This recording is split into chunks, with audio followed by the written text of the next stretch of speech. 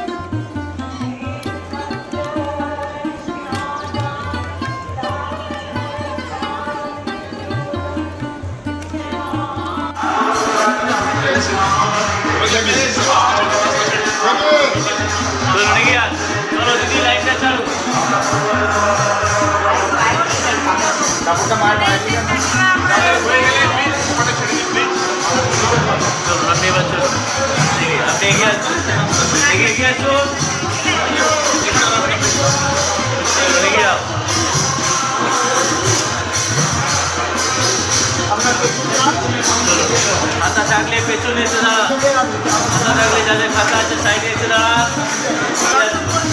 দাদা একটু সাইডে আসবেন, দাদা সাইডে আসবেন।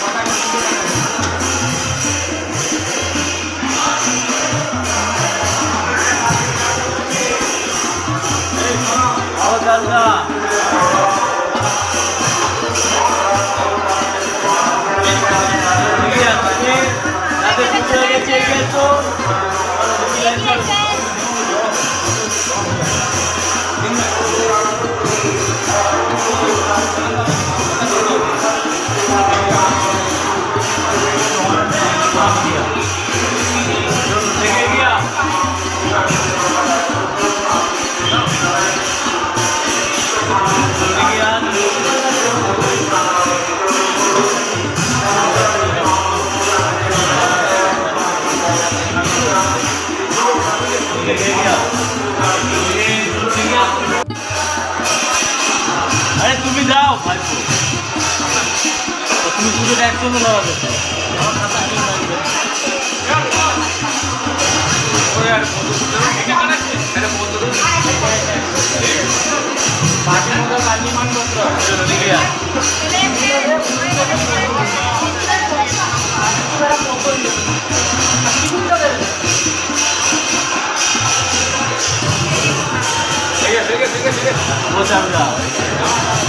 তুমি যাও না, ঠিক আছে ঠিক আছে। সেই আমরা সেখানে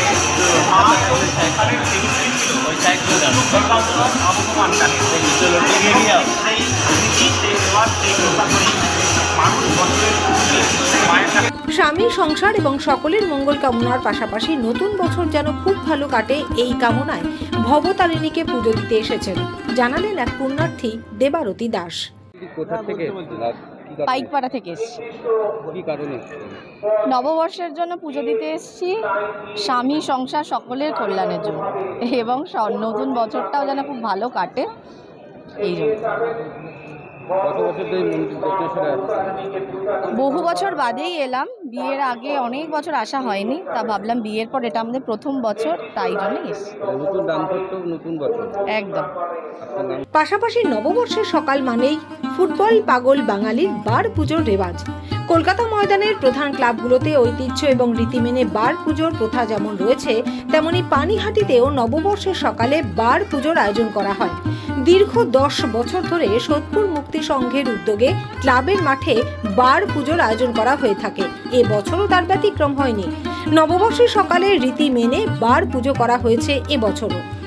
এই বিশেষ অনুষ্ঠান উপলক্ষে মাঠে উপস্থিত হয়েছিল প্রায় 3 শতাধিক খুদে ফুটবলার, যারা এই একাডেমিতে ফুটবলের প্রশিক্ষণ নেয়। ভারতের জাতীয় দলের প্রাক্তন ফুটবলার সুব্রত পাল, লালকমল ভৌমিক সম্পূর্ণ বিনা পারিশ্রমিকে সোদপুর মুক্তি সংঘের ক্লাবের মাঠে ফুটবল প্রশিক্ষণ দেয়। বর্তমান প্রজন্মের সোশ্যাল মিডিয়ায় আকৃষ্ট ছেলে মেয়েদের মাঠমুখী করতেই তাদের এই বিশেষ উদ্যোগ।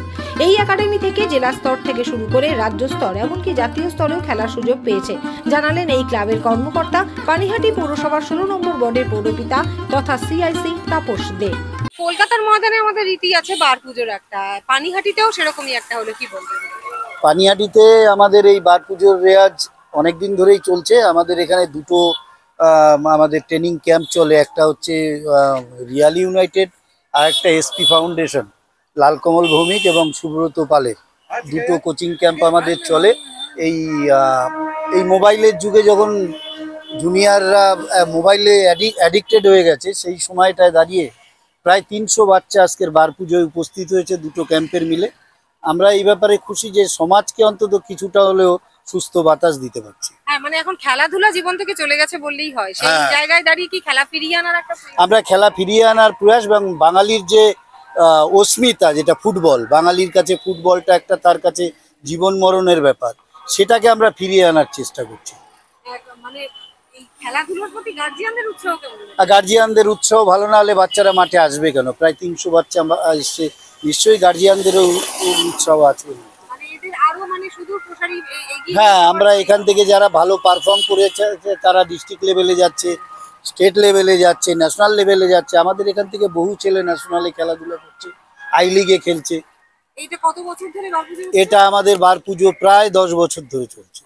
নববর্ষের সকালে তাদের 76তম বর্ষের দুর্গাপুজোর শুভ সূচনা করল পানশিলা ঠাকুরবাড়ির সদস্য ও সদস্যরা। পয়লা বৈশাখের দিন সকাল থেকেই পথ চলতি মানুষজনকে মিষ্টি মুখ করানোর পাশাপাশি তাদের হাতে ঠান্ডা পানীয় তুলে দিয়ে নববর্ষের শুভেচ্ছা জানালেন পানশিলা ঠাকুরবাড়ির পুজো উদ্যোক্তারা। 76তম বর্ষেও তাদের পুজোয় বিশেষ আকর্ষণ থাকবে, তবে সেটা ক্রমশ প্রকাশ্য বলে জানালেন পুজো উদ্যোক্তারা। নববর্ষে এবছর দুর্গাপুজো কততম বর্ষ? প্রথমে জানাই ঠাকুরবাড়ি পানশিলা পুজো মণ্ডপের তরফ থেকে শুভ নববর্ষের অনেক শুভেচ্ছা। এবার আমাদের 76 বছরে পড়বে, তো আমরা আশা করছি 75 বছরের মতোই আমরা 76 বছর থেকে খুব জাঁকজমক করে আর খুব ভালো করে উদযাপন করতে পারবো। এই বছর 76তম, আর আজকে তার সূচনা হলো নববর্ষের। আজকে সবাইকে মিষ্টি আর শরবত বিতরণের মাধ্যমে আশা করি সবাই খুব আনন্দ সহকারে আমাদের 76 বছর দুর্গাপুজোতে অংশগ্রহণ। আর সারা বছর ধরে বা ধাপে ধাপে? হ্যাঁ, এরপরে সারা বছর ধরে আমাদের কিছু না কিছু অনুষ্ঠান লেগে যাবে। এবারও তাহলে একটা অনন্য থিম হবে? হ্যাঁ, এবারও আশা করে যাচ্ছি, সবাই আলোচনার মধ্যে আছে, এখনো থিমটা সবার কাছে প্রকাশ করা হচ্ছে না, এর মধ্যে দিয়ে দাও। নিশ্চয়ই প্রকাশ হবে। রাজা দে, শ্যামল পাল এবং গৌতমী নাথের রিপোর্ট 7 এভিক নিউজ নেটওয়ার্ক। আরো বিভিন্ন খবরের আপডেট জানতে হলে অবশ্যই সাবস্ক্রাইব করুন 7 এভিক নিউজ নেটওয়ার্ক চ্যানেলটি, কারণ আপনাদের একটা সাবস্ক্রিপশন আমাদের কাছে অত্যন্ত মূল্যবান। পাশাপাশি অবশ্যই ফলো করুন আমাদের হোয়াটসঅ্যাপ চ্যানেলটিও। জয় হিন্দ।